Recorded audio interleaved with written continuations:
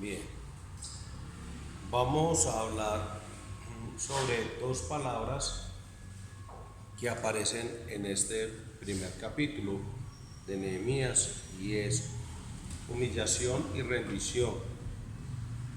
Recuerden que estamos hablando acerca de la constante necesidad del corazón de ser reformados.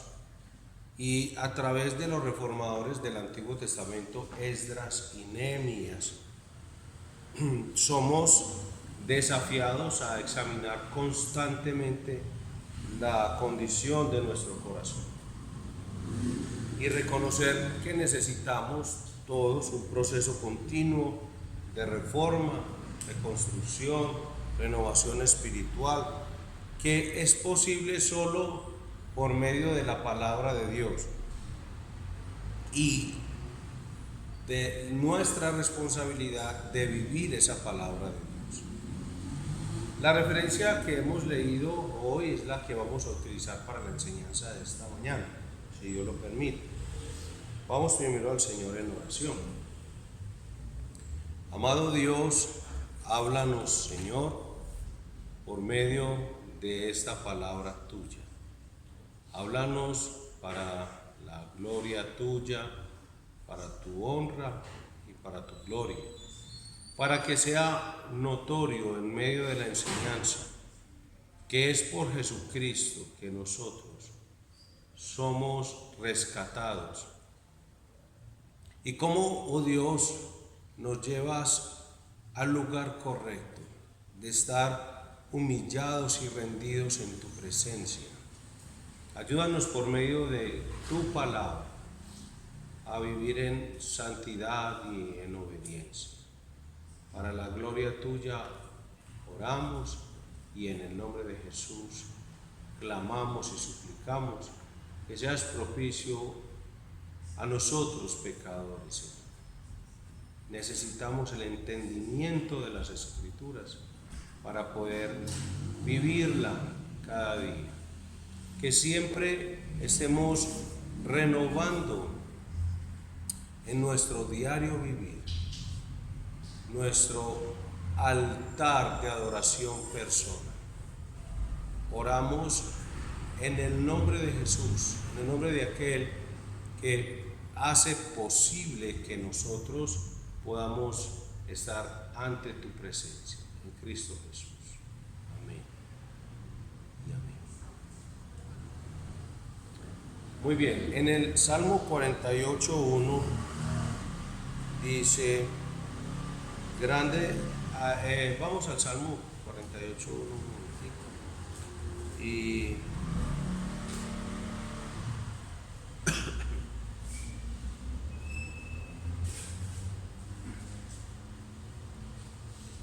vamos a leer hasta el 5, empezando en Aleida, que ahí terminó la hermana Gilma en el 11, ¿cierto? Salmo 48:1. Grande es Jehová y digno de ser en gran manera alabado, en la ciudad de nuestro Dios, en su monte santo. Salmo 48, versículo 2. Hermosa provincia, el gozo de toda la tierra, es el monte de Sión, a los lados del norte, la ciudad del grande. Sus palacios, Dios es conocido por refugio. 4. Porque he aquí los reyes de la tierra se reunieron, pasaron todos. Y viendo los hijos así, se maravillaron, se enojaron, y apresuraron a huir. No, es hasta el 5. Lea el 11.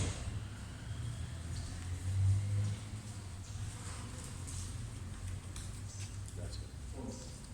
Se alegrará el monte de Sión, se gozará la ciudad de Judá, de su juicio. 12 Aleida, 13 Fabiola y 14 la muerte. Andad alrededor de Sión y rodeadla, contad sus torres. Versículo 7. Considerad atentamente su antemundo, mirad sus palacios, para que los soportéis a la generación que viene. 14. Porque el Dios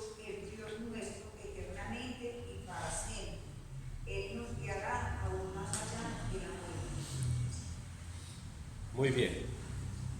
Entonces, ¿recuerdan cuáles dos palabras vamos a ver hoy? En la enseñanza de Nehemías 1, del 1 al 11. Humillación y... No copiarlo.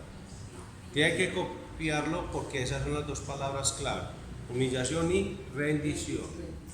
Sí, dos palabritas claves para entender la enseñanza. Humillación y rendición. Y como siempre vemos como que aprendemos de este capítulo. Recordemos que en los capítulos 9 y 10 Esdras describe la mezcla que hubo entre el pueblo de Dios, principalmente los líderes, con las mujeres de los pueblos paganos vecinos, y la decisión que deben tomar para buscar la solución a ese problema. Eso lo vimos en la vez pasada. Y en el capítulo 1 de este libro, Esdras continúa narrando la historia del retorno de los exiliados y empieza escribiendo el lamento de Nehemías, de quien fue tomado el nombre del libro. El pueblo hebreo fue una fuerza de las más poderosas en la historia. Acabamos de leer en el capítulo 1, el versículo 1 al 11, cómo era Jerusalén, y el Salmo 48 exalta a Jerusalén. Eso lo estamos aprendiendo los días sábados en el estudio de los Salmos. Hemos aprendido la importancia y la significancia de los nombres que utiliza el escritor bíblico. En este caso, el salmista, que en algunos casos no sabemos quién escribió algunos de ellos, pero en el Salmo 48 vemos que Jerusalén, en los tiempos del rey David, era un portento, era un baluarte, como un lugar muy, muy importante. De hecho, era tan importante para los judíos el lenguaje que utilizaban acerca de Jerusalén, que no importaba usted dónde se encontrara en el mundo entero, un judío, si va a ir a Jerusalén, siempre va a decir: voy a subir a Jerusalén, no importa dónde esté. Nosotros, por ejemplo, estamos aquí, diríamos: voy a subir al parque de Villahermosa, voy a subir al parque Gaitán, ¿cierto? Voy a bajar al centro. Nos ubicamos geográficamente y utilizamos la situación astronómica para decir si vamos hacia el norte, hacia el oriente, el occidente o el sur, y no hay problema. Y decimos sin ninguna implicación de que bajamos al centro o subimos al parque Gaitán, y nadie se va a enojar por eso, que porque dijimos subir o bajar. Pero para un judío era muy diferente. Para un judío siempre se sube o se subía a Jerusalén por la importancia pues de Jerusalén y como su poderío y su lugar en la historia. Luego este Jerusalén y el templo pasó a manos de Salomón, el reino, que mantuvo su gloria, pero a la muerte de este se dividió en dos, en el reino del norte y del sur, 10 tribus en el norte y 2 en el sur. De ahí en adelante la vida de esos dos reinos fue confusa. ¿Por qué razón? Porque prevaleció la idolatría. Y finalmente en el año 722 a.C., Dios castigó a las tribus del norte,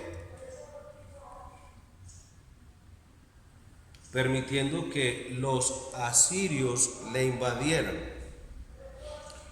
Todos los miembros de esas tribus fueron tomados cautivos, deportados y enviados a otras naciones. Hasta ahí estamos entendiendo todo el contexto, ¿cierto? Para que nos vamos familiarizando, porque es otro libro, pero se da en el mismo contexto, el de Nehemías. Hablando acerca de las tribus del sur, sin embargo, ellos no aprendieron la experiencia de Israel en el norte. O sea, ellos se dieron cuenta de lo que habían vivido. Ellos vieron lo que le ocurrió a sus hermanos israelitas y no aprendieron.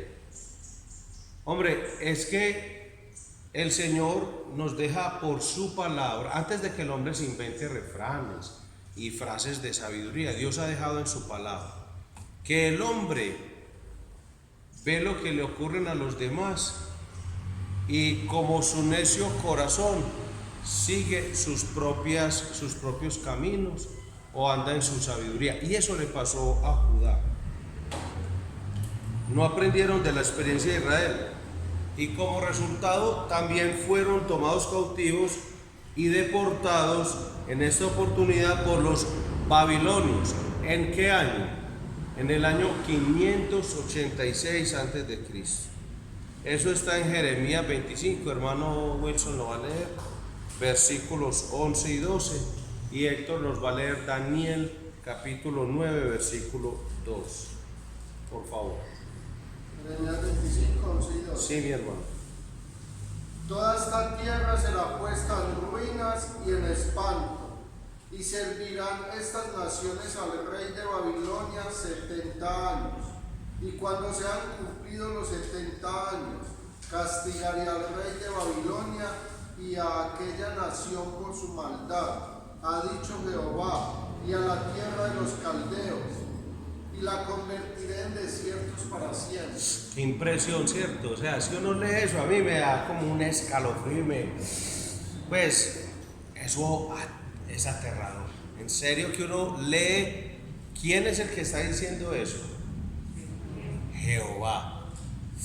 O sea, el Señor pone a su profeta y dice, esto que ustedes ven va a quedar así. Es que qué cosa, hombre. Y como quien dice, usted no aprendió, usted ya vio lo que ha pasado y no has aprendido y te va a venir. Ahora, las personas que Dios dice, yo voy a usar a estas naciones, pero no, ellos no van a ser premiados por atacar a mi pueblo, yo después los voy a borrar, van a ser desiertos para siempre. Qué palabra tan fuerte del Señor. Y ahí está la historia, pero el ser humano no sigue igual, ¿cierto? Necesitamos por eso la sabiduría y la gracia de Dios para poder saber que, hombre, yo vi lo que le pasó a fulano y caí, hombre, en lo mismo. ¿Cómo? Y Dios tan bueno en su gracia me permite aprender, aunque de pronto haya repetido la experiencia. Es una cosa asombrosa de Dios. Y ya como hijos obviamente no nos va a dejar como un desierto, porque no pasa. Pero si vamos aprendiendo de que es aterrador las palabras del Señor, es que el Señor es fuego consumidor, es una cosa impresionante las palabras del Señor. Y cómo trae una sentencia diciéndole a los de Judá, les dice, y de Benjamín, ustedes no aprendieron, vieron lo que hice y siguieron en sus malos caminos, pero a ellos después los voy a borrar, después se las voy a cobrar. Héctor, Daniel 9:2. Daniel 9:2. En el año primero de su reinado, yo, Daniel, miré atentamente en los libros el número de los años de que habló Jehová al profeta Jeremías, que había de cumplirse las desolaciones de Jerusalén en 70 años. Amén. Entonces, después de los 70 años, los judíos habían permanecido ya en cautividad. El poder de Babilonia, que era pues lo que la Biblia dice, es que era un poder inmenso. Y Dios usa la combinación de los medos y los persas para destruir el imperio babilónico. Y fue destruido bajo el nuevo gobierno del rey Ciro entre los años 550 y 530 a.C. ¿Qué ocurrió? Como estudiamos antes, el rey Ciro en Esdras 1, del 1 al 3, les da permiso de retornar a sus tierras y reedificar el templo. sea, a los 70 años, de forma que podría parecer natural. A ver, lo natural de Ciro era conquistar pueblos, derrotar imperios. Pero dentro del plan perfecto de Dios había, o sea, Ciro podría haber derrotado otros imperios, pero había un plan. ¿Y el plan cuál era? Exacto. Entonces Dios usa a Ciro para la reedificación del templo en el plan perfecto de Dios. Hermano, eso no le impresiona a usted, hermano. Esto tiene que ponernos a temblar. O sea, Dios nunca deja de intervenir en sus criaturas y en su creación para que su plan se cumpla, independiente de quién aparezca en el escenario. ¿Quién podría derrotar a los babilonios? Y aparecieron los medos y los persas, se aliaron, hicieron una combinación, atacaron y quedaron. Y era una cosa muy poderosa, pero era porque hay un plan. Es que el hombre puede decir lo que sea, pero Proverbios 21:1 dice que el corazón de los hombres, del rey, está en las manos de Jehová, y hacia donde él quiere lo inclina, como el repartimiento de las aguas, hermano. Entonces uno dice, listo, la iglesia está entendiendo el plan eterno de Dios y actúa conforme al plan eterno de Dios, sabiendo que Dios quiere para mi vida que yo sea transformado a la imagen de su Hijo Jesucristo, que viva en santidad y en unidad en la iglesia, como aprendimos alguna vez en un estudio bíblico de Juan 17. Pero no soy ajeno a lo que está ocurriendo, ¿cierto? Participo, hablo, predico, enseño, doy testimonio, crío hijos, todas esas cosas. Pero el plan perfecto de Dios nadie lo puede detener, ni nadie lo puede cambiar, nadie lo puede frustrar, nada, sigue el plan. Y va a usarme a mí en esta generación, a ustedes son parte del plan perfecto de Dios para esta generación. Dios no va a resucitar a Moisés, va a traer a Elías, a Pablo, no, Dios los usa a ustedes. Ustedes son los instrumentos de Dios, hermano. Usted no le goza, hermano, saber qué es el instrumento de Dios. A mí me da mucha alegría cuando oigo de otra persona que dice que, pues a mí me alegra porque es Dios mandándome siempre como esa ramita de olivo para decirme, César, sos mi instrumento para esta generación. Es lo que vos vas a hacer en esta generación. Poniéndolo así, es como, Wilson, es lo que vos puedas hacer. Nadie va a venir a hacer lo que vos tenés que hacer. Dios tiene un plan con tu vida, nadie más lo va a hacer. Hacerlo, que como recordarlo del jueves en el ayuno, ¿qué van a hacer con el tiempo que les queda para servirle a Dios? Porque es que usted está dentro del plan de Dios. ¿Qué iba a decir el hermano Héctor? No, pastor, es que uno se asombra en todo esto cuando uno ve, por ejemplo, como 100 años antes de que sucediera esto, el Señor menciona al rey, lo menciona en Isaías, si no estoy mal, él menciona que va a utilizar al rey Darío para la reedificación. Y 100 años, ¿quién se va a imaginar? ¿Quién va a saber que alguien va a nacer y le van a poner Darío? Y Ciro. El Señor, Ciro. Y el Señor, en su infinita sabiduría, así lo predeterminó y así ocurrió. Ese es 150 años. Fueron 150 años. Y ahí es donde uno ve que en realidad, yo voy a usar una palabra y créanme que lo digo de la manera más pastoral y amorosa posible. Uno es un bobito. Porque uno cree que tiene el control, que hace las cosas, todo. Mire algo tan sencillo, ¿cierto? Dios dice, yo voy a levantar a Ciro. Y nace por allá en una familia de tal y tal cosa.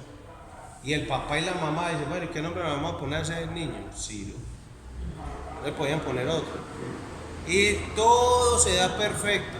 Y así, todo lo que usted lea en la historia de la redención, porque es que es una historia, es la historia de la redención, hermano. No es la historia de Ciro, no es la historia de Daniel, de Esdras, es la historia de la redención, es el obrar de Dios, es el Señor, el Dios eterno, el Cristo exaltado, el Cristo ascendido. el Cristo glorificado. Aquí lo leemos en cada uno de los pasajes de las Escrituras y todo apunta a Él, y todos los caminos de la palabra apuntan a un destino, y es Jesucristo. Entonces uno ve qué armonía y qué perfección y qué hermosura es de la palabra de Dios. Obviamente, como enseñamos en estos días, enseñamos en la nueva vida en Cristo, todo se deleita y ven la hermosura de la palabra, pues los hijos de Dios. Una persona sin Cristo no lo disfruta. Bien, continuemos entonces. Este es el primer grupo que regresa liderado por Zorobabel en el año 538, como está en Esdras del 1 al 6, en capítulos. Estos son los que Dios usa inicialmente. Recuerden que no subieron todos. Los cimientos del templo fueron colocados, pero los samaritanos del norte se opusieron al trabajo. Y por eso pasaron cuántos años antes de que el templo volviera a retornar la construcción. 15 años. Eso es un aproximado, ¿cierto? Pero ahí está, 15 años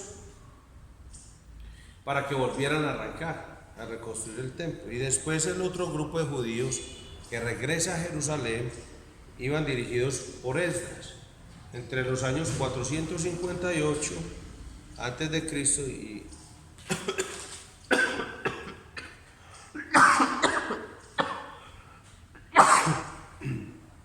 lo encontramos en Esdras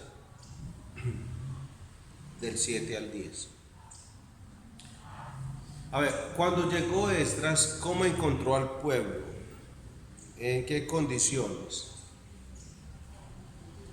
¿Sí recuerdan que Esdras hizo una oración en el capítulo 9? Porque ¿cómo lo encontró?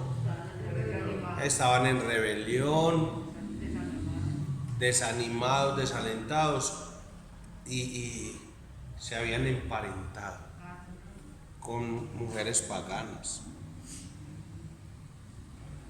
Condiciones deplorables espiritualmente como moralmente. Por esa razón, Esdras comenzó un amplio ministerio de enseñanza. Eso lo leemos en los capítulos 7 al 10. Pero como vamos a estudiar en Nehemías, la enseñanza de la ley daría fruto 14 años más tarde, y eso lo vamos a ver cuando estudiamos los capítulos 8 al 10. Entonces, hermano, qué bonito, ¿cierto? Dios amoroso. Es que yo no sé por qué hoy estoy como tan enamorado de todo. Pero es que, hermano, es que imagínese usted el Señor, qué paciencia, hermano.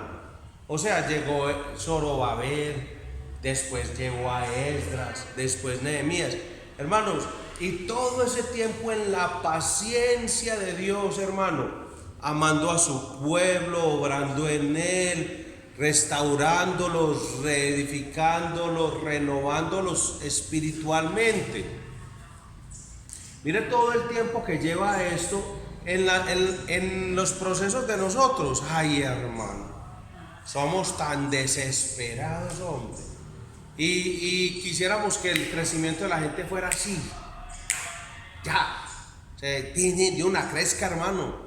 Y Dios, hermano, yo veo que paciencia, hermano, y ahí estoy yo, años, y sigo aprendiendo, y sigo creciendo, hermano. Y Dios me sigue amando y sigue teniendo paciencia conmigo, a pesar de mí. Usted, hermano, no se desaliente por usted, no se desaliente por sus hermanitos, no se desaliente por los demás. Deje a Dios, que Él es Dios y es tan sabio, hermano, que en su plan perfecto para su vida, Él está obrando de una manera soberana, sabia y bondadosa. 14 años, hermano, y empieza a dar fruto, ¿qué?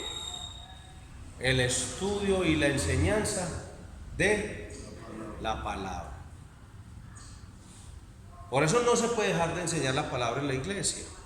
Pero lo que confiamos es que yo sembré, Apolo regó, y el crecimiento lo da. Entonces, por ejemplo, le preguntan a Héctor, ¿vos cuánto tiempo llevas en Tarso? Entonces Héctor dice, tanto tiempo. Entonces hay gente que dirá, gloria a Dios. Hay otros que se alegrarán, ay, qué bendición, hermano. Y hay otros que dirán, ¿cómo? ¿Por qué razón? Porque nosotros somos así, hermano. Somos. Y Dios, que es Dios, el único Dios verdadero, y es Dios soberano sobre esta iglesia y sobre Tarso y sobre todos los lugares donde hay alguien que proclame y adore el nombre de Dios, Él se está tomando su tiempo en cada lugar, hasta en Tarso. Dios. Entonces no apresuramos eso. ¿Qué pasa? ¿Alguien sabe de agricultura? Bueno, de pronto alguno de ustedes, si estudia mi hermana Doris, la esposa del pastor Fabio, ella sabría mucho de eso, porque ella sí que sabe de jardinería y cosas y cultivo. Si usted apresura la semilla, la frustra. Todo tiene su tiempo.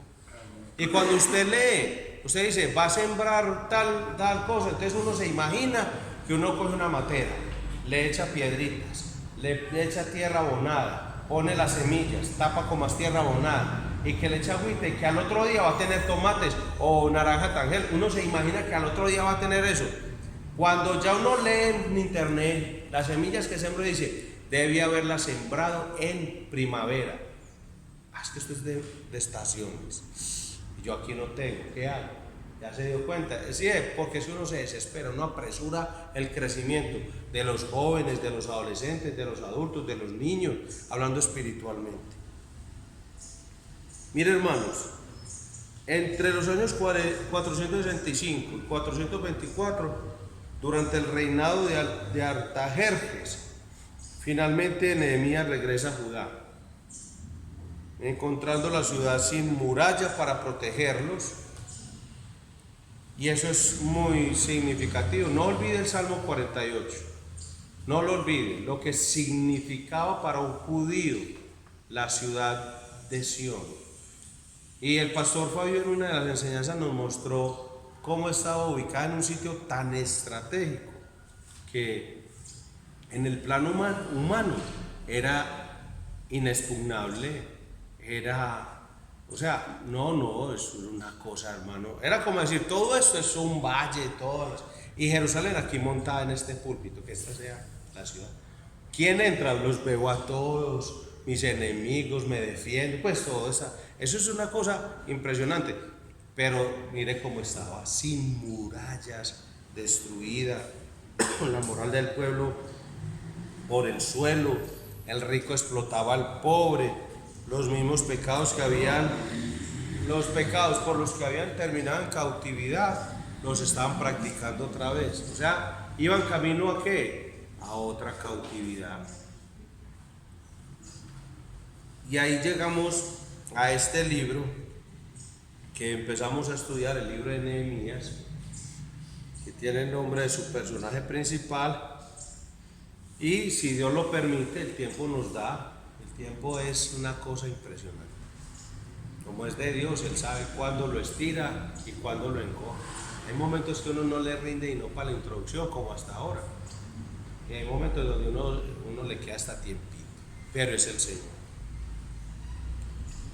El capítulo 1 del versículo 1 al 11, y lo hemos llamado en dos palabras. ¿Cuáles son las dos palabras? Humillación y rendición. ¿A quién? A Dios. Humillación y rendición a Dios. El énfasis de este capítulo 1 es muy claro. Ahí está. Nehemías acude al Dios supremo de los cielos, ante el cual se humilla y se arrepiente de sus pecados, y además le reconoce como el Dios del pacto de sus padres, y a él clama por misericordia. Mire, eso es importante, la vinculación de esos dos conceptos: Jehová, el Dios del pacto, y el clamor o la súplica por misericordia. Porque cuando usted suplica misericordia, debe haber un fundamento. ¿Basado en qué suplica esa misericordia? En el Dios del pacto. Entonces eso vamos a ver que permea no solo el capítulo 1, sino todo el libro. Pero hoy pues nos tomamos este énfasis específico en este capítulo 1. Entonces, para nosotros este capítulo, ¿a qué nos debe llevar a reconocer?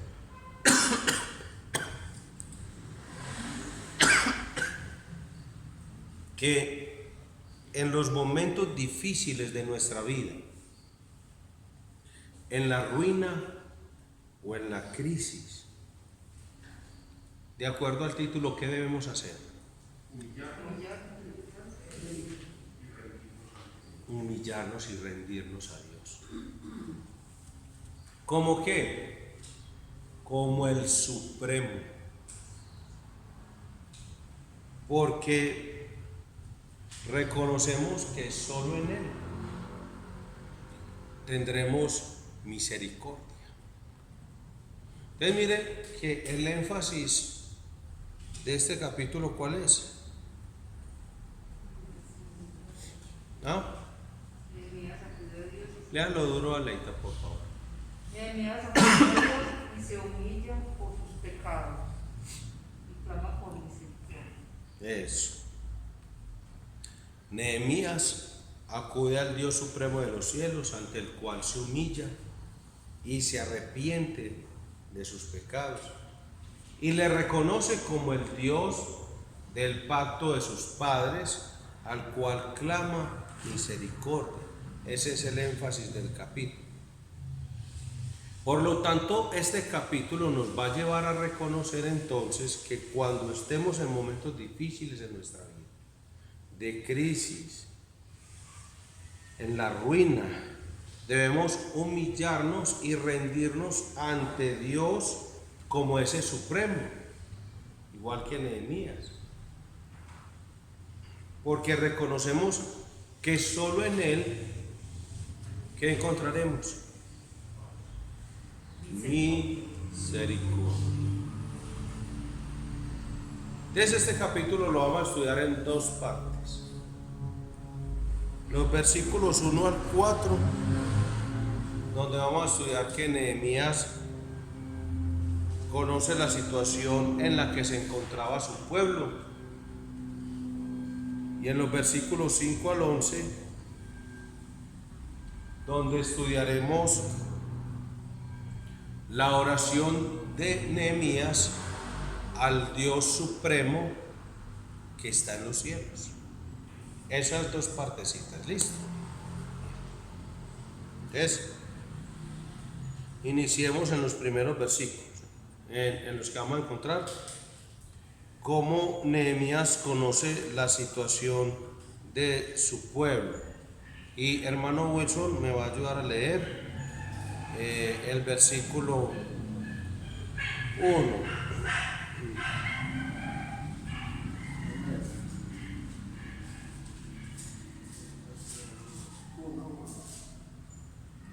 Palabras de Nehemías, hijo de Acalías. Aconteció en el mes de Quisleu, en el año 20, estando yo en Susa, capital del reino. Bien, entonces el libro empieza dándonos datos. Eso es algo muy propio de Esdras, que era un escritor experto en la ley, y nos da datos para ubicarnos en la historia, y nos dice palabras de Nehemías, hijo de Acalías.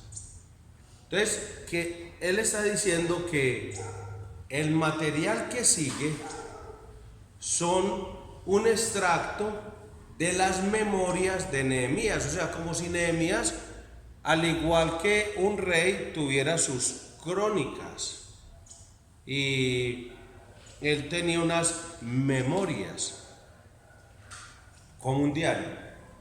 Entonces, Esdras extrae de esas memorias lo que encontraremos a continuación, y dice palabras de Nehemías.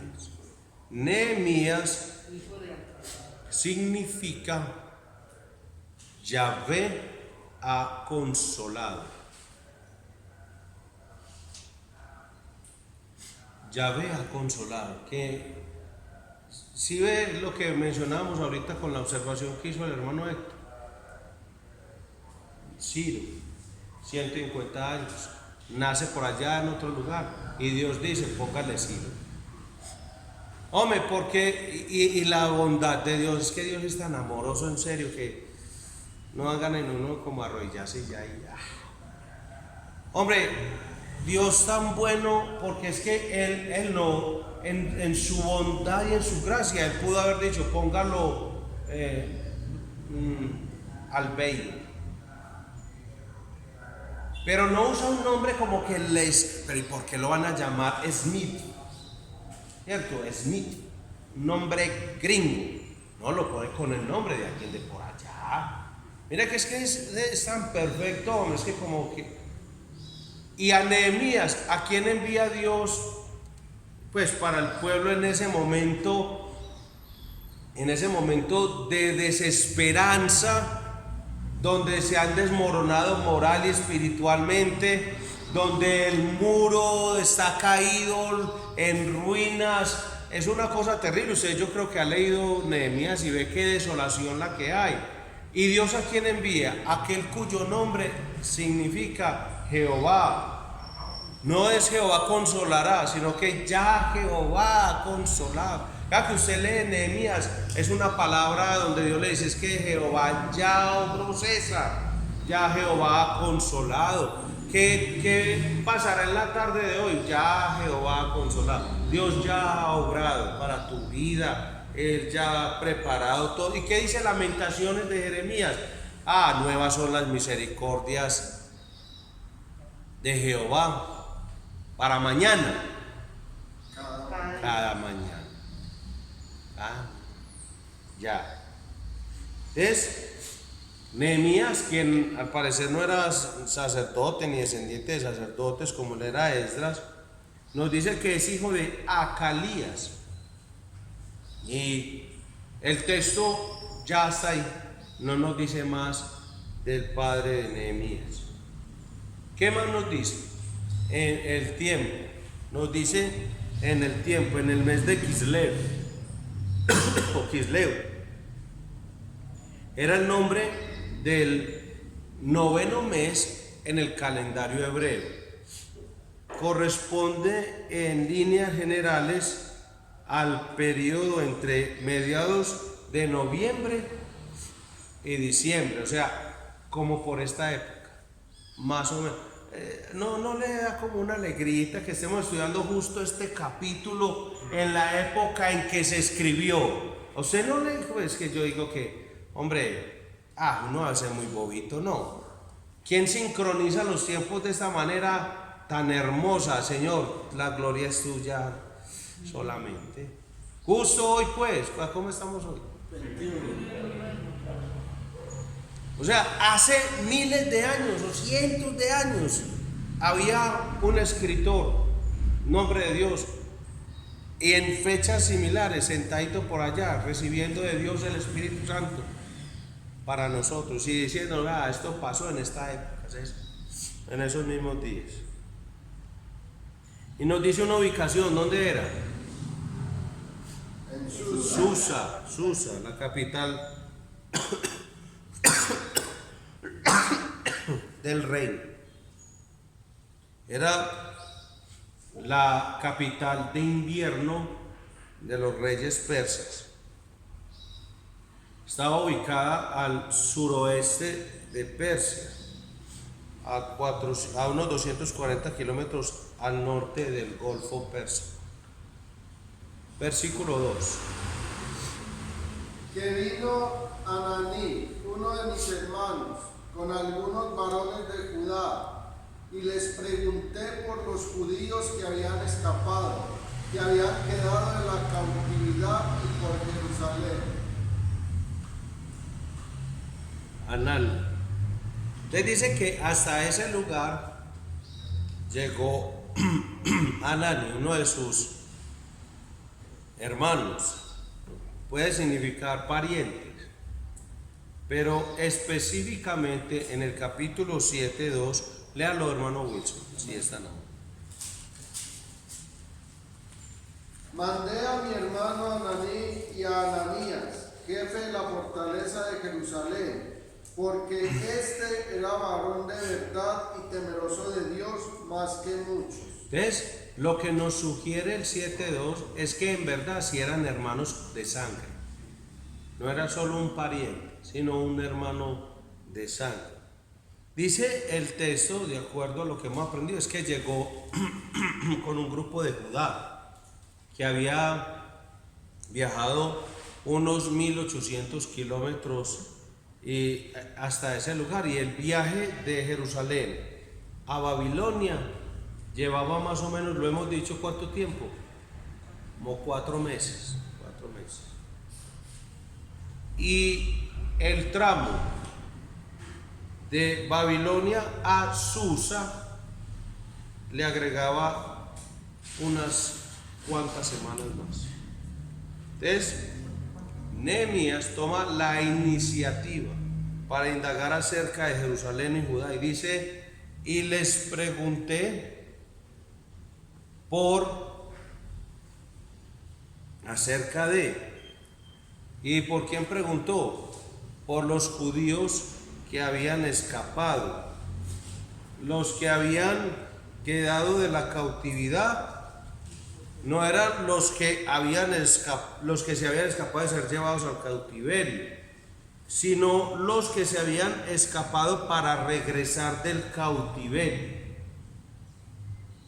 O sea, como lo que quiere decir es como los sobrevivientes, los que quedaron, es más o menos lo que quiere decir, los que quedaron. Entonces él preguntó por eso, y a Anani y de los sobrevivientes, o sea, los que quedaron. Entonces llega el ejército, ¿cuál?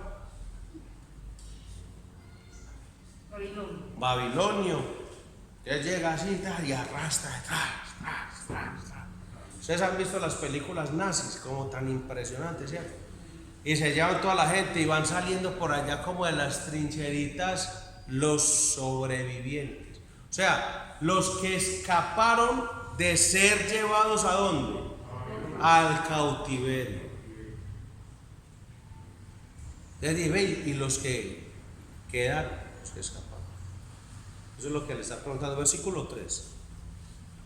Y me dijeron, el remanente, los que quedaron de la cautividad allí en la provincia, están en gran mal y afrenta, y el muro de Jerusalén derribado y sus puertas quemadas a fuego. Mire la información que, cierto, tan lamentable.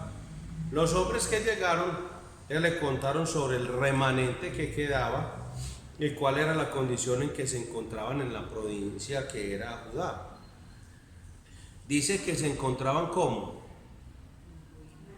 En gran mal y afrenta. En gran mal y afrenta, en desventura y en humillación, es lo que está diciendo. Y no significa que estaba totalmente destruida, sino llena de brechas, como de grietas. Eso es como a punto de desmoronarse todo, sus puertas devastadas por el fuego, o sea, vulnerables. Es como, imaginemos esto, los muros todos agrietados, a punto de caer hacia allá, la puerta quemada, o sea, estamos vulnerables a que quiera entrar. Entonces, cualquier pueblo podía llegar, entrar, robar, saquear, hacer cualquier clase de mal, y no había nada que lo impidiera. Llevaba muchos años de estar en esas circunstancias. Imagínense que eso estaba así muchos años después del primer regreso del grupo que llegó con Zorobabel. Y si hemos hecho bien las cuentas, eso suma aproximadamente 90 años o más. Imagínese usted. Entonces, aquí hay alguien que tenga 90 años.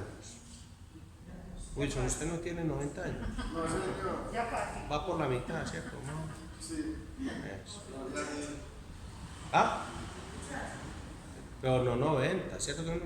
No. O sea que ninguno de nosotros podríamos decir que en toda nuestra vida no hemos visto eso, ¿cierto?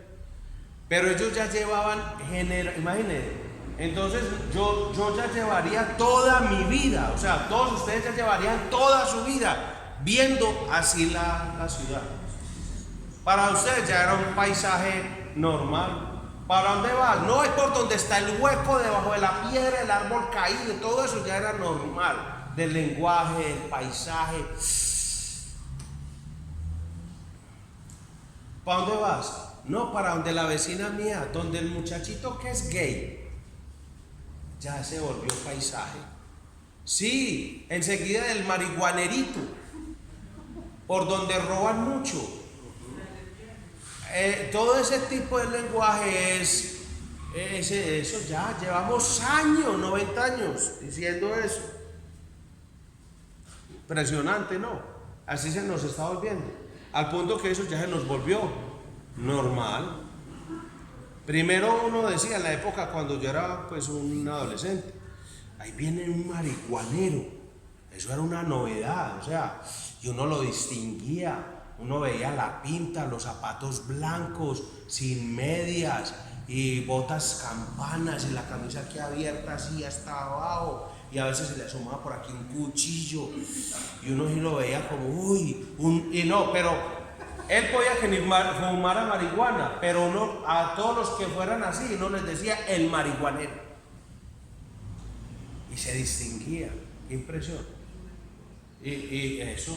El mariposo, ¿cómo le decía uno así? ¿Cierto? El dañado. Hay un dañado. Era la palabra que uno utilizaba. Un dañado. Era lo que, ¿cierto? Pero hoy en día lo normal, las películas, el cine, la televisión. No, hay una escena, una película que se trata de vender empanadas, hombre, y ahí llegan dos gays a comprar empanadas y se besan con la compra de empanadas. Y uno dice, ¿eso qué le aporta a la historia? Nada, para que mostrar el gay. Ustedes nos están indoctrinando para que lleguemos hasta decir, hombre, qué murallas tan humilladas, tan lindas. Qué brechas tan hermosas, qué puertas que más, qué hermosura. Y así estamos hablando del pueblo de Dios. La iglesia no puede normalizar esas cosas. La iglesia siempre tiene que permanecer, bueno, físicamente, aunque hay muchas que puede hacer, pero por lo menos, pues en lo espiritual, la iglesia es columna. Y baluarte de la verdad. 4 no. Amén. Cuando oí estas palabras, me senté y lloré, e hice duelo por algunos días, y ayuné y oré delante del Dios de los cielos. ¿Qué sugiere esta reacción de Nehemías? Que el informe que le trajo su hermano lo tomó por sorpresa. O sea, como que si él esperaba que después de que vino Zorobabel, Jesúa, Esdras, los jefes de las casas paternas, él dijo, no, para esa época ya esto tiene que estar, cierto, ya tiene que estar muy en orden. O sea, él estaba esperando que las cosas eran diferentes, pero lo tomó por sorpresa. Dijo, ¿cómo? ¿Y cómo reaccionó? Con dolor. Y lo más importante, que sus emociones no gobernaron sus decisiones. No. ¿Por qué? Porque si las emociones de Nehemías hubieran gobernado sus decisiones, él hubiera salido ¿para dónde? Para el bar a beber, la depresión por Jerusalén. Porque eso es lo que nos muestra el mundo.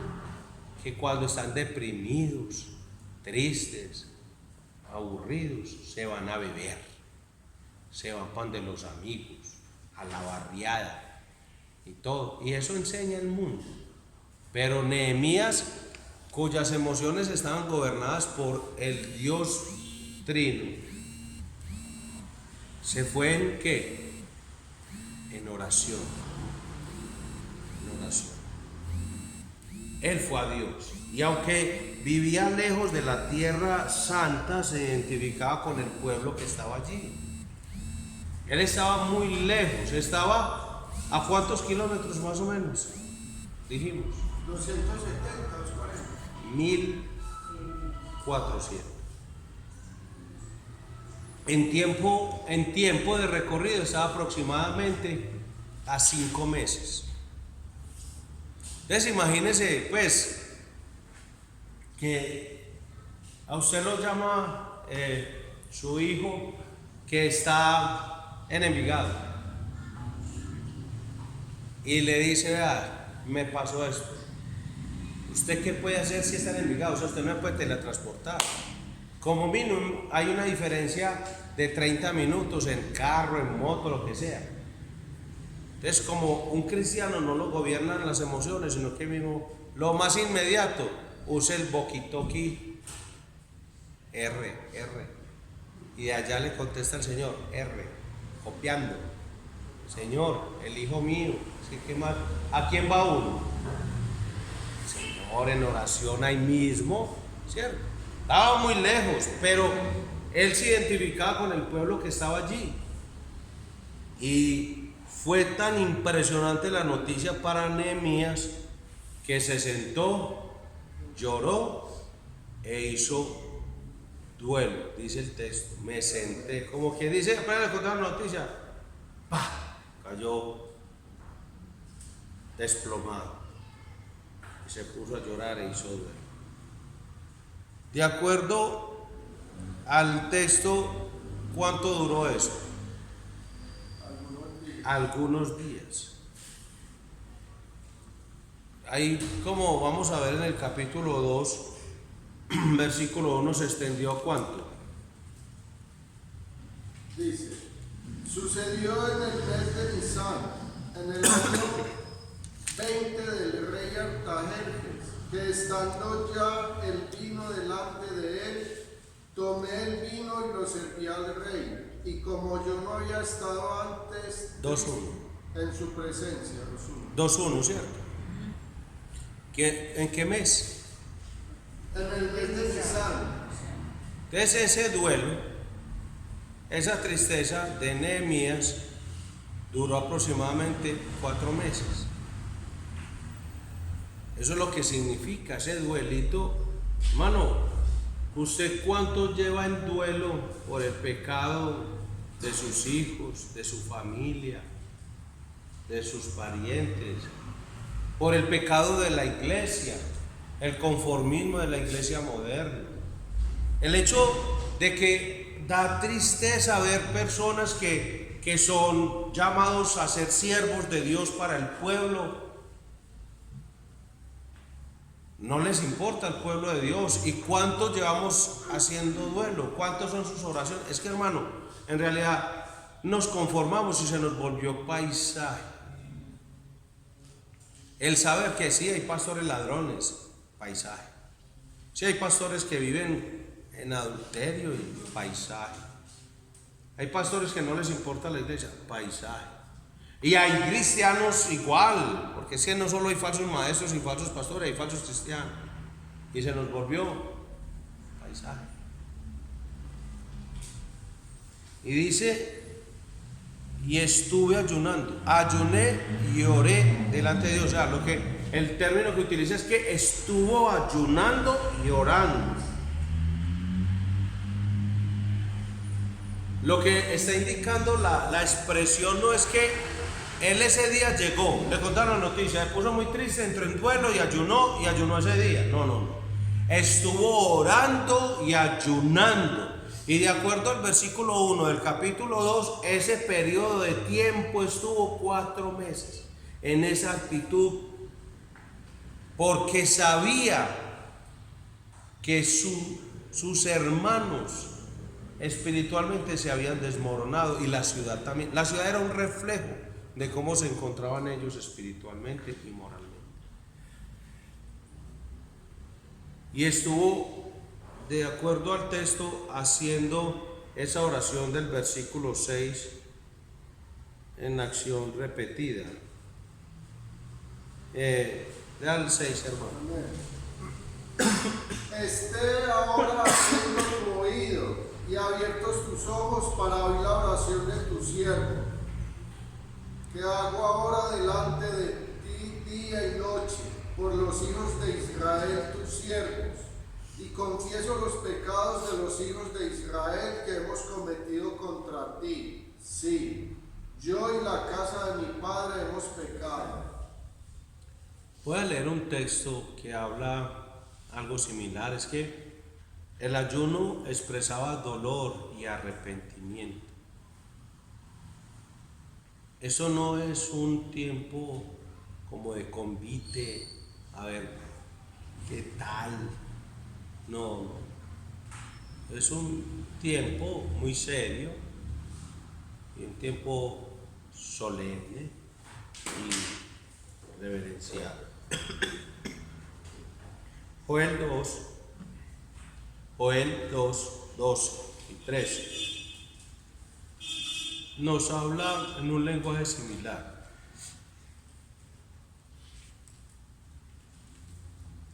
De lo que dice el Señor. Hermanos, usted está viendo la vida de un ser querido, de un hermano en la fe, y usted lo ve que está con grietas, desmoronado moral y espiritualmente. ¿Y qué es lo que hace usted? Bertulfo, ¿sabías que lo que le pasó? ¿Te diste cuenta de lo que le pasó a Bertulfa?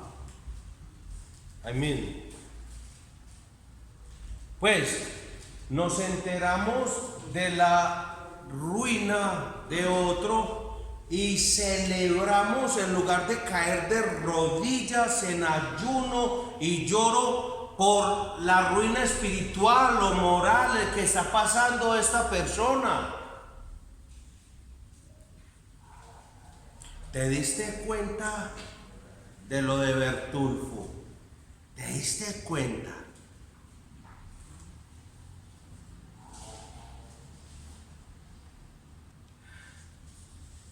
Y después decimos que porque no, pastor, es que yo no sé, como que la presencia de Dios, como que yo la palabra de Dios, o que yo no sé, pues ¿cómo, hombre?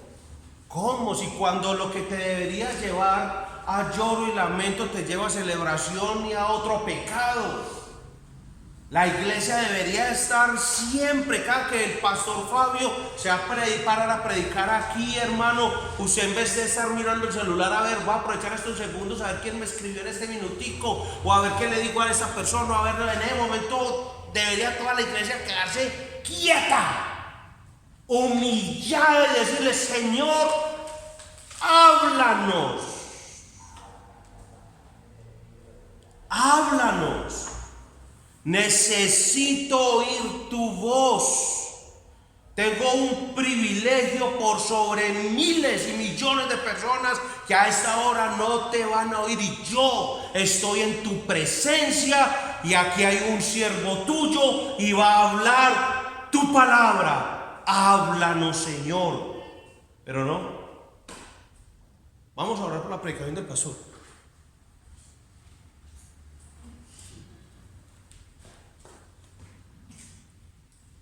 ¿Propaganda o qué? Humillémonos, hermano, y que nos duela el pecado del otro, que nos desmoronemos, que a usted le digan: no, ¿te diste cuenta de la Bertulfo? Y vos, ¿cómo? No. De acuerdo a eso, es que Jesús dice, nuestro Señor dice que la iglesia vive en permanente ayuno y oración. Por eso él daba por sentado. No que la iglesia medio iba a ayunar, no, la iglesia cuando él no esté va a ayunar, dijo. Porque la iglesia por el Espíritu Santo iba a sentir y ver lo que él ve. Íbamos a ver por los lentes de la santidad de Dios, no por nosotros, sino por el Espíritu Santo de Dios que mora en nosotros. Entonces, hermano, usted y yo veríamos la maldad del mundo, la maldad y el pecado de nuestro hermano en la iglesia, como los que deberían predicar la palabra de Dios están diciendo lo que no es, y todas las cosas, y el pueblo y nosotros deberíamos estar todos los días de nuestra vida: Señor, perdónanos, como oraba Nehemías, hermano, con dolor y arrepentimiento, porque es que somos el cuerpo de Cristo. Me tiene que doler Wilson, me tiene que doler Miriam, me tiene que doler Vilma, me tiene que doler Héctor, me tiene que doler, hermano, y saber que si en ellos o en sus casas está pasando algo que es una ruina, una grieta o algo, eso no puede ser algo que yo diga: "Ay, ¿te diste cuenta el Bertulfo?". No, hermano, por Dios, hermano. Joel 2, 12 y 13. Amén. Por eso pues ahora, dice Jehová, convertíos a mí con todo vuestro corazón, con ayuno y lloro y lamento. Rasgad vuestro corazón y no vuestros vestidos, y convertíos a Jehová vuestro Dios, porque misericordioso es y clemente, tardo para la ira y grande en misericordia, y que se duele del castigo. ¿Cómo debemos venir? Con dolor, ayuno, lloro, lamento. Volved a mí de todo corazón. Amén. El Señor le dice: Mateo, vuelva a mí con todo corazón, ayuno, llanto y lamento. Rasgad vuestro corazón y no vuestros vestidos. Volved ahora al Señor vuestro Dios. ¿Y por qué vamos a ir? Nehemías, ¿por qué fue? Por el pecado. Misericordia. ¿Y Joel qué dice? Porque Dios es clemente, es compasivo, lento para la ira y abundante en misericordia, y cambia sus tratos con sus criaturas, dice. Al final, ¿qué dice? Que se duele el castigo. Se duele el castigo. Una versión dice: se arrepiente de infligir el mal. No es que Dios se arrepienta como algo que en él se equivocó, o que dijo: debió haberlo hecho, hubiera salido mejor así. No, nunca, Dios nunca equivocó. Pero él, por ser soberano, él puede cambiar el trato conmigo. Cuando yo vengo en humillación, en llanto, lamento, en ayuno, rasgo mi corazón y vuelvo a Dios, mi Dios, reconociendo su clemencia y compasión, humillado. Entonces Dios ya venía a cortarme, o Dios iba a cortarme, o Dios iba a hacer algo sobre mí, y Dios cambia el trato conmigo. ¿Por qué? Porque me humillé, porque respondí al obrar del Espíritu Santo en mí. Porque todo el tiempo el Espíritu Santo está en mí, haciendo que yo me humille y me arrepienta y vea la maldad. Y si obedezco a esa invitación del Espíritu Santo en mí, Dios cambia su trato conmigo. Así es Dios. Entonces oramos por eso, hermanos. ¿Sí ve por qué uno no debe orar bobadita? Además que nos pasamos el tiempo orando bobadas. Y oramos muchas veces, hermano, bueno, porque no sabemos qué orar. En la Biblia hay muchas oraciones. Esto es una oración. Aprendamos de esas oraciones y vengamos a Dios.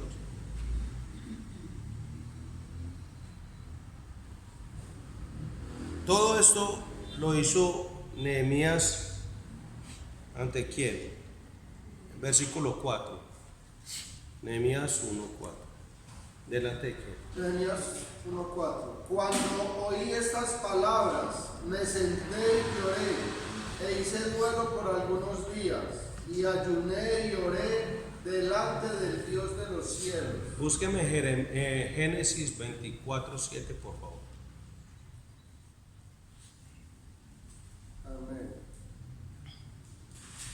Génesis 24:7. Jehová, Dios de los cielos, que me tomó de la casa de mi padre y de la tierra de mi parentela, y me habló y me juró diciendo: a tu descendencia daré esta tierra.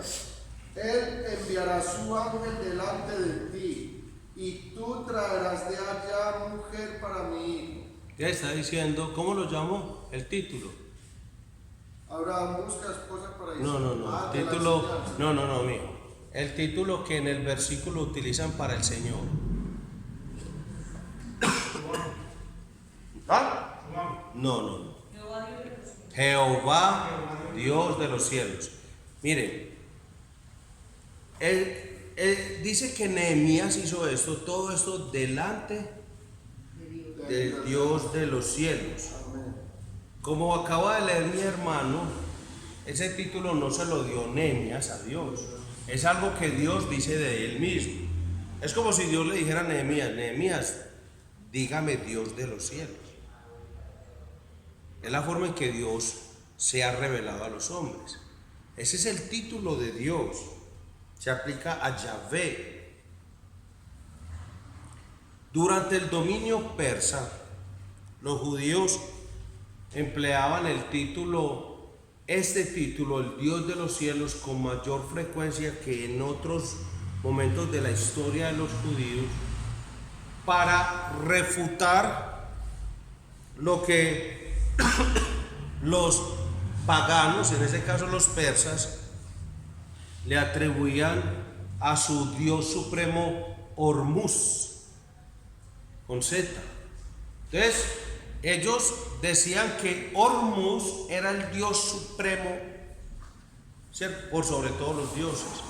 Y los judíos decían: no, el Dios de los cielos, o sea, está por encima de, si hay un Dios que no es Dios, pero si hubiera un Dios, aunque no sea Dios, si hubiera un Dios, ese Dios está por debajo del Dios de los cielos.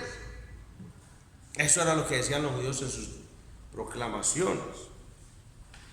Que los persas supieran que el Dios supremo es Jehová, Yahvé. Nehemías entonces, de acuerdo a eso, sabía muy bien a quién acudir. No fue a quejarse con nadie, no fue a lamentarse con sus conocidos, que eso es lo que hacemos nosotros. Antes de ir a Dios en oración, vamos a los hombres. Entonces, me pasó algo con Wilson. Y antes de venir a Dios en oración, ante el Dios de los cielos, el Dios supremo, el Dios único y verdadero, el solo soberano, vengo donde Aleida le digo: Aleida, miren lo que me hizo Wilson. Mira, así soy.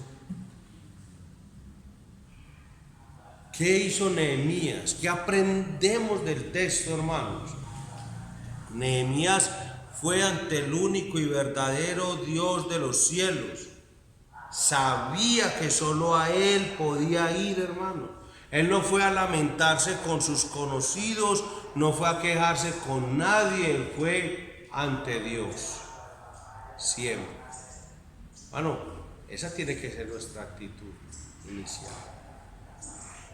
Luego de conocer la situación del pueblo, entonces vemos la oración de Nehemías al Dios de los cielos, que está en los versículos 5 al 11. Yo sé que nos queda poquito tiempo, pero vamos a tratar de avanzar. 5. Y dije: te ruego, oh Jehová, Dios de los cielos, fuerte, grande y temible, que guarda el pacto y la misericordia a los que le aman y guardan sus mandamientos.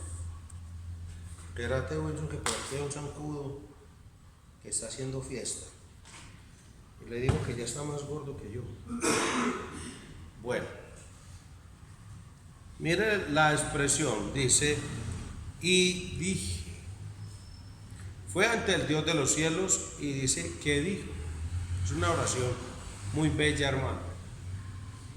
Y lo bello de esta oración no es porque, a ver, yo no estoy diciendo que es muy bella porque, como un poema, no. Es porque lo que él dice lo saca de las escrituras. Son palabras que él está sacando de lo que Dios ha dicho, y eso es lo bello de una oración. No es que esté solamente, debe estarlo, gramaticalmente correcto, sino que debe ser escrituralmente correcto. Y estas palabras las saca especialmente de un libro de la ley, del libro de Deuteronomio. De ahí saca muchas de estas palabras y se dirige Nehemías a Jehová, Yahvé, como el Dios supremo, poderoso y leal.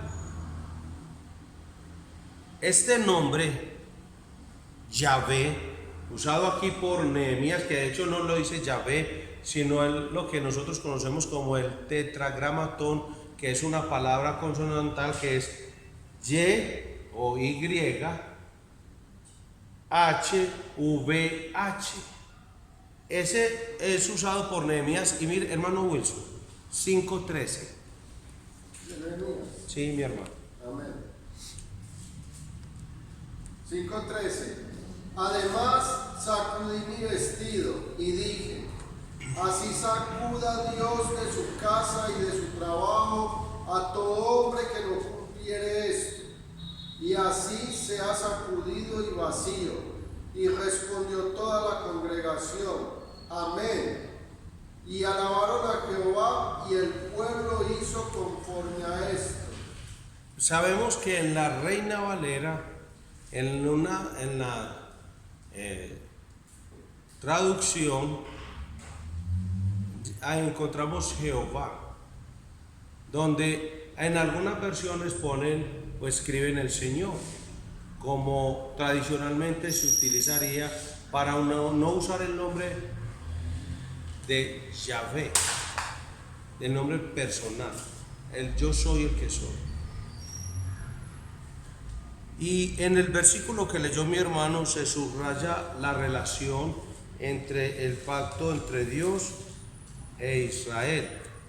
El hermano dice, cada que usted lea Jehová, debe leer siempre como que se hace una mención al Dios del pacto, al Dios del pacto.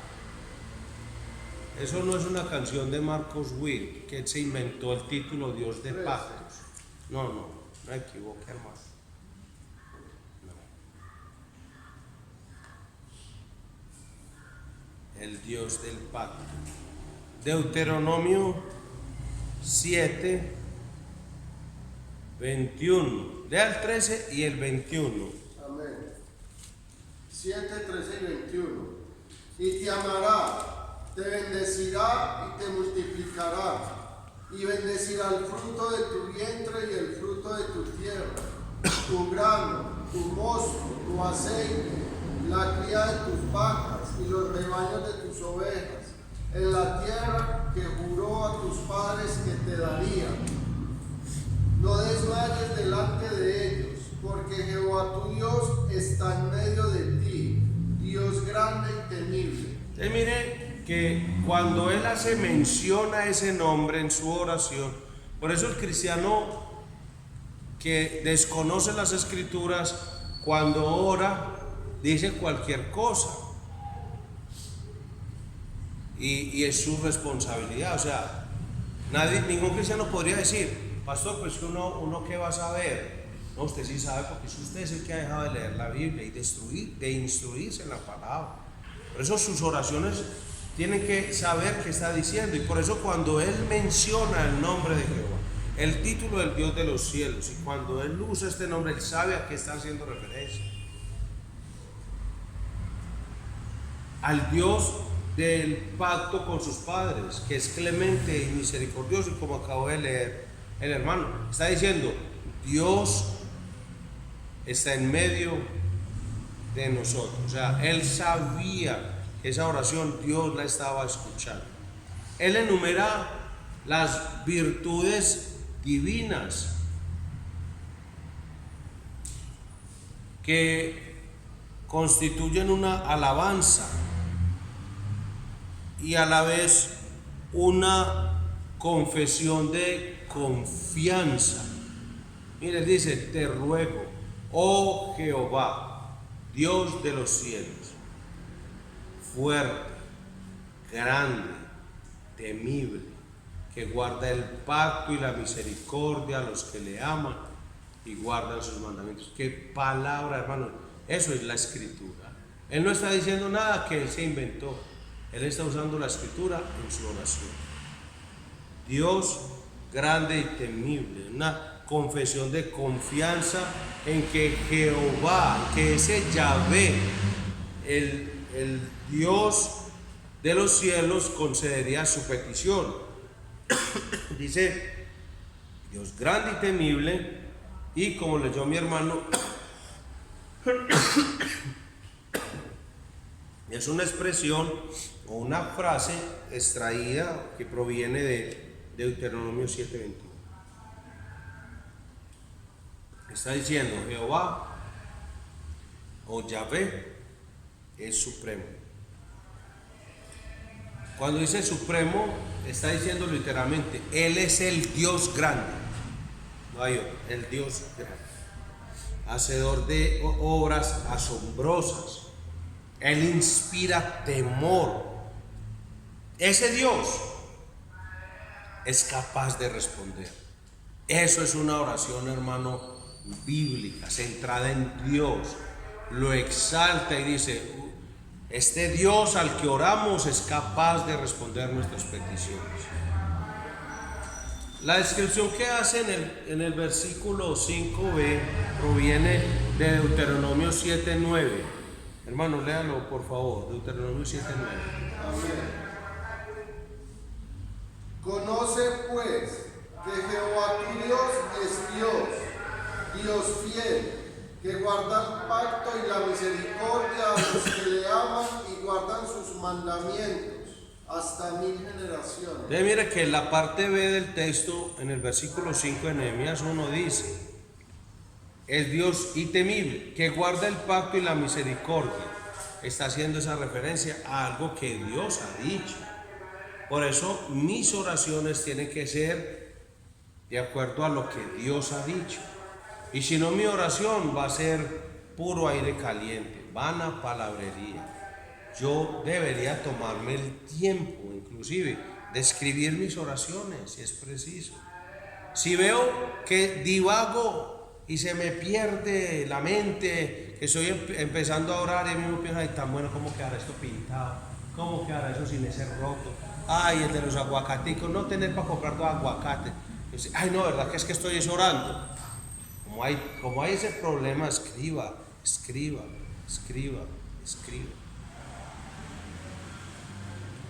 Guarda el pacto, hermano. Significa cumplirlo. Se trata del pacto que Jehová o Yahvé, el pacto que hizo con Moisés, que se había comprometido a bendecir a Israel si éste cumplía con su parte. Él le está diciendo: usted guarda el pacto, y aquí estamos arrepentidos. Por eso hay confesión, por eso hay rendición, humillación. Aquí, en relación con el pacto, encontramos que guarda la misericordia. O sea, ¿qué significa más literalmente? Fidelidad y lealtad de parte de Dios. Versículo 6 de Nehemías. Amén. Esté ahora atento tu oído y abiertos tus ojos para oír la oración de tu siervo, que hago ahora delante de ti día y noche, por los hijos de Israel tus siervos, y confieso los pecados de los hijos de Israel que hemos cometido contra ti. Sí, yo y la casa de mi padre hemos pecado. Así es. 7. En extremo nos hemos corrompido contra ti y no hemos guardado los mandamientos, estatutos y preceptos que diste a Moisés tu siervo. Entonces dice el texto que Nehemías eleva su oración de día y de noche, o sea, constantemente. La oración iba en intercesión por los que él llama o denomina los hijos de Israel. O sea, Nehemías pide a Dios que pueda estar atento para oír la oración. Él sabía quién es Dios. Por eso, como sabe por la Escritura quién es Dios, apela a la misericordia de Dios. La confesión de pecados de Israel es una muestra consciente de que hemos pecado. Lo que hablábamos ahorita y lo que hemos enseñado en la clase inmediatamente anterior. Nehemías se une, se solidariza a la culpa de Israel. Él se incluye a sí mismo entre los pecadores. Nehemías reconocía que ante Yahvé no hay ninguno justo. Él no está diciendo, como hablábamos en Esdras 9, él no está diciendo, es que esos israelitas que han pecado contra ti. No, él dice, ni yo soy justo en tu presencia. Es que a veces nuestras oraciones parecieran como si fuera como tuviéramos una metralleta aquí disparándole a todo el mundo, diciéndole usted, y yo también. Cuando en realidad hemos pecado ante Dios, ante su santidad, ninguno se puede presentar por sus propios méritos. Por eso Nehemías dice, hemos pecado. Y eso lo dice Romanos 3:9 en adelante. Usted puede leer que el texto dice que no hay justo ni a uno.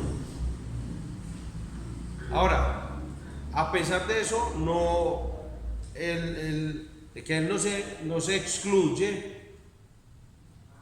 de esa oración, dice, hemos pecado, habla sobre toda la infidelidad de Judá a ese pacto mosaico.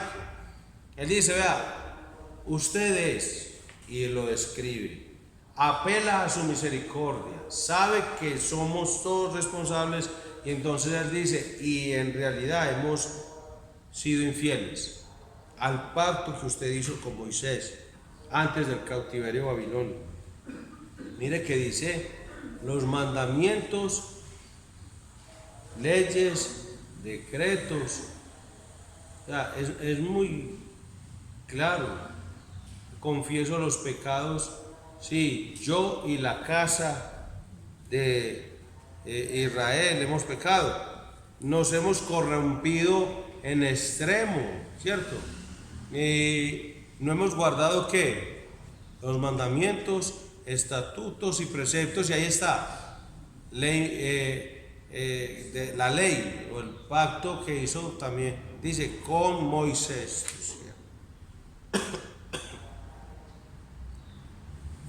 La expresión que acabamos de leer, Deuteronomio, usted tiene señaladito Deuteronomio 6:1.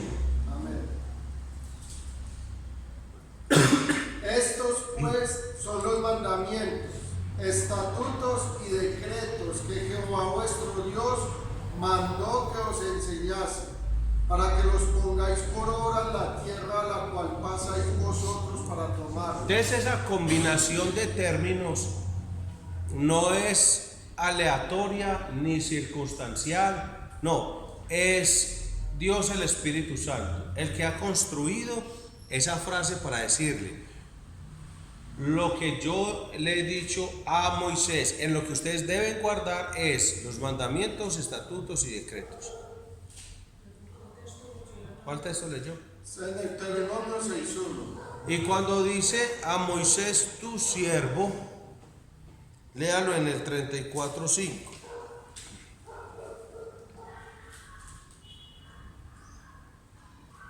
Amén. De Deuteronomio, ¿cierto? Sí, señor. 34:5 dice, y murió allí Moisés, siervo de Jehová, en la tierra de Moab, conforme al dicho de Jehová. Desde ahí que cuando los escritores bíblicos o los judíos piadosos se referían a Moisés, hablaban así: Moisés tu siervo. La oración de Nehemías es de gran ejemplo para nosotros. Tiene un propósito claro de rogar a Dios por misericordia. A pesar de eso, o sea, ese es el propósito. Pero Nehemías reconoce el pecado que el pueblo había cometido. Muchas veces nosotros solo buscamos a Dios en oración para pedir, pero no queremos rendirnos a Él en arrepentimiento por nuestros pecados. Entonces, oímos oraciones y lo que se llaman oraciones y son llenas del hombre, llenas del hombre. Usted las escucha y haga el ejercicio. Cuando usted me oiga orar a mí o a alguna de las personas de la iglesia, esté atento. Pasa mucho en nuestras iglesias. Entonces está dirigiendo el culto el hermano Wilson y él está orando y mientras él ora soy yo. ¿Y por qué, hombre César? No te unís al culto de adoración, escuchás la oración del hermano Wilson y aparte de estar atento a su oración, que sí sea bíblica, orás en esa misma intención y dirección.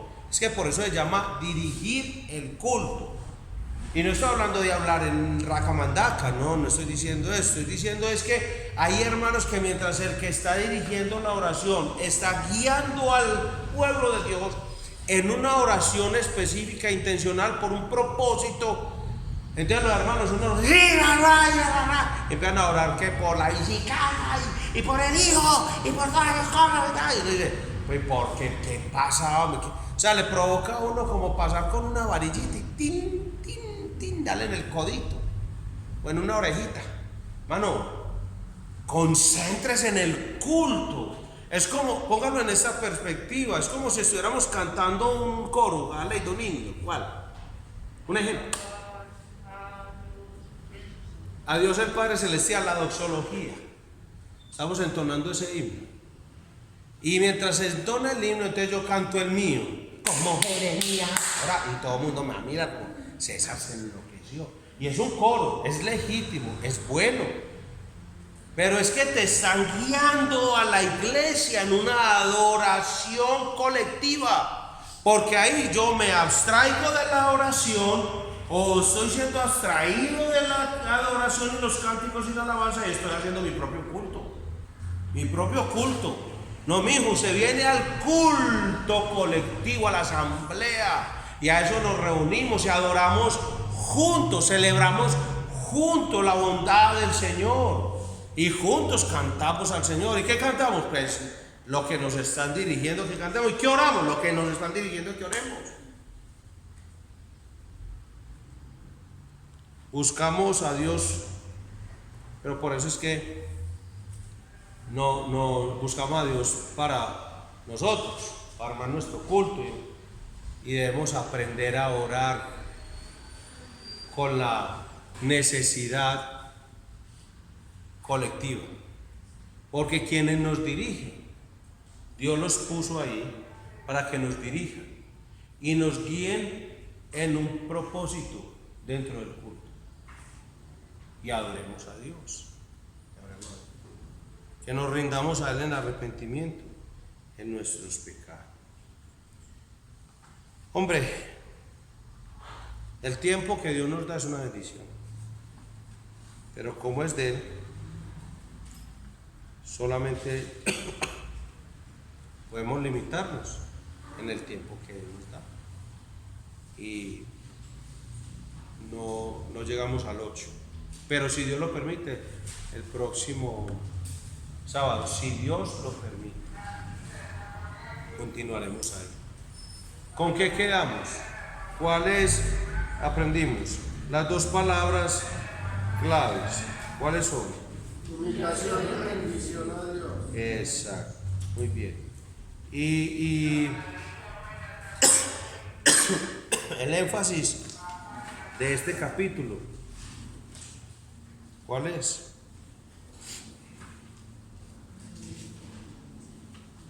El énfasis que pusimos en el capítulo. Nehemías acudió a Dios Eso. por sus pecados y clama por misericordia. Amén. Ese es el énfasis. Y por lo tanto nosotros entonces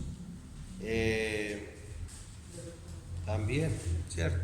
Nehemías acude a Dios, al Dios supremo de los cielos. Recuerden que eso hemos aprendido, que es el Dios supremo de los cielos. No es cualquiera, no es un Dios pagano, ¿cierto? Y ante el cual se humilla y se arrepiente de sus pecados y le reconoce como el Dios del pacto de sus padres, al cual clama por misericordia. Ese es el énfasis del capítulo.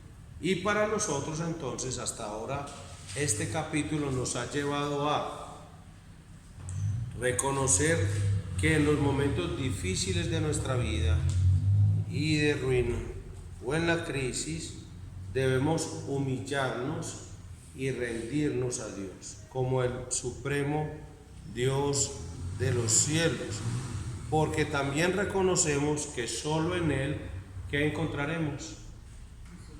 Misericordia. Muy bien. Padre, gracias por tu misericordia.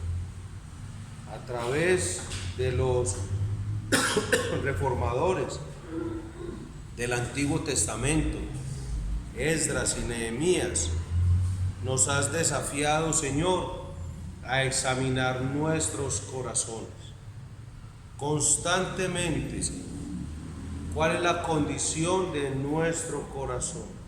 A reconocer que necesitamos un continuo y constante proceso de reforma, de restauración, de reconstrucción y de renovación espiritual, que es posible solamente por medio de tu palabra y de la responsabilidad nuestra de vivirla. Gracias, Señor, por tu Hijo Jesús, quien por su vida, muerte, resurrección y exaltación, nosotros hoy podemos tener esta palabra de Esdras, ser edificados y ser transformados para la gloria tuya en Cristo Jesús. Amén. Que Dios les bendiga.